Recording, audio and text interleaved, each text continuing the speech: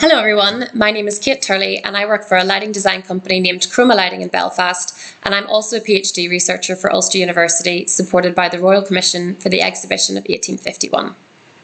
So the project that I'm putting forward to the SLL Young Lighter is about the design and development of a daylight simulating luminaire which can provide tailored lighting to support the body clock and well-being of people who are living with dementia.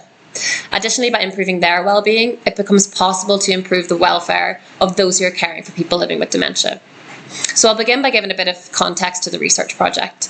I'm sure we're all familiar with the benefits that daylight has on human health, whether it be in terms of vitamin D contribution, its role in providing day-night timing cues for the body clock, and its ability to improve mood. Its variation in spectra provides light of different wavelengths throughout the day, which are then received by the retina in our eye. So alongside the rods and cones in the eye, which give us this vision capability, we also have intrinsically photosensitive retinal ganglion cells, which translate the light signal to a part of the brain that's responsible for regulating and maintaining the body clock. So the human response to lighting is complex, and it depends on these cells translating certain wavelengths of light at certain times of the day to this part of the brain. Essentially then, this stands to reason that daylight simulating lighting, which also varies in spectra, could potentially be more capable of supporting well-being in humans. For people living with dementia, they have more heavily disrupted circadian rhythms than that of the typical adult. Alongside cognitive decline comes a suppression in the ratio of the hormones, which synchronise with the light-dark cycle and indicate to us times to wake and times to sleep. Since there's no cure for dementia, it becomes really important to find ways to alleviate their symptoms and improve their well-being. So this is broadly the context for why I'm researching the relationship between light and dementia. However, in the SLL position statement of 2020, it was reported that not enough is known about the benefits of daylight simulating or integrative lighting in order to definitively recommend its proper use. So with the support of my colleagues, I wanted to find a sustainable way to monitor the circadian related response to dynamic lighting so that we could better understand this relationship and better provide lighting for human well-being. I therefore developed an Internet of Things architecture between luminaires and sensors to bring this ambition to life. Here is an overview of the architecture.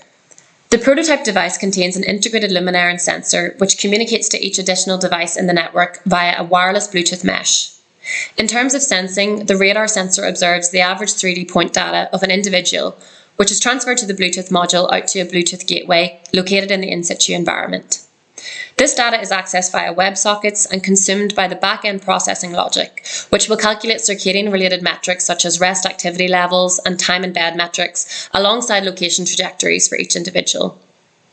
The lighting spectra data can also be harvested from the network via Bluetooth, enabling a means to store data on intensity, correlated colour temperature, timing and duration of exposure in relation to the locality of an individual with respect to the corresponding light fitting.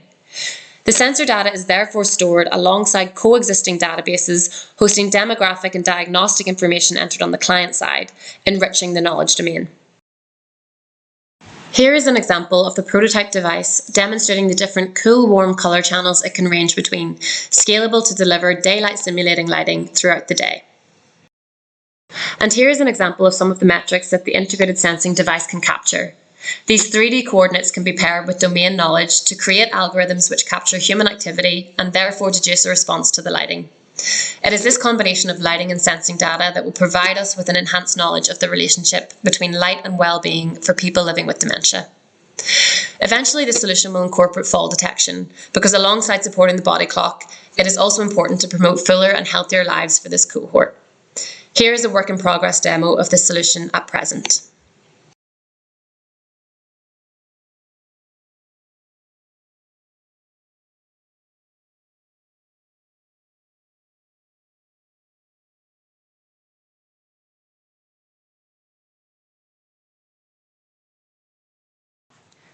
So I hope I have sufficiently explained the 3 key takeaways from my research. The first is on how this innovative architecture can help us foster the growth of a database on the relationship between light and well-being for people living with dementia. The second is that hopefully we can share this knowledge with scientists, lighting designers, architects and healthcare stakeholders in order to shape lighting policy for this cohort. And the third point hones in on the capability of this system to provide a societal impact.